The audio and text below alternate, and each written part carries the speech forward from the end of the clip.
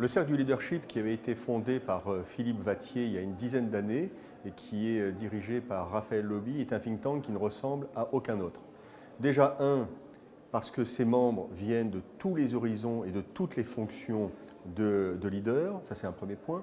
Et surtout, les travaux du Cercle nous emmènent sur des chemins de traverse qui permettent à chacun de trouver des réponses à la fois personnelles dans son environnement professionnel.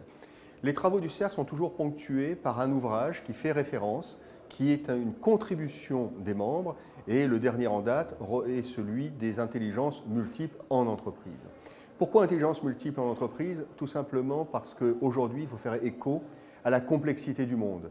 Il faut faire écho au fait que les questions posées par le monde d'aujourd'hui ne trouvent pas forcément des réponses dans les habitudes et les traditions d'hier. Donc il faut innover. Et le Cercle, avec ses membres, a pour but de creuser toutes ces questions. À travers les intelligences, eh bien, on se rend compte que la réalité du monde de l'entreprise fait appel à un éventail d'intelligences. L'intelligence émotionnelle, l'intelligence de conviction, l'intelligence de l'intuition et autres, qui sont regroupées dans son dernier ouvrage. L'intelligence qui me tient le plus à cœur, justement, c'est celle du cœur.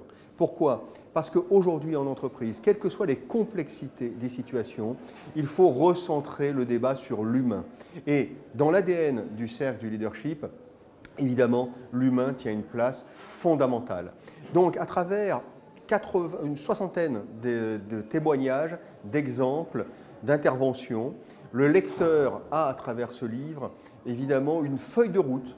Il a une sorte de boussole, charge à lui de l'utiliser dans son propre contexte. C'est ça l'ADN du Cercle du Leadership.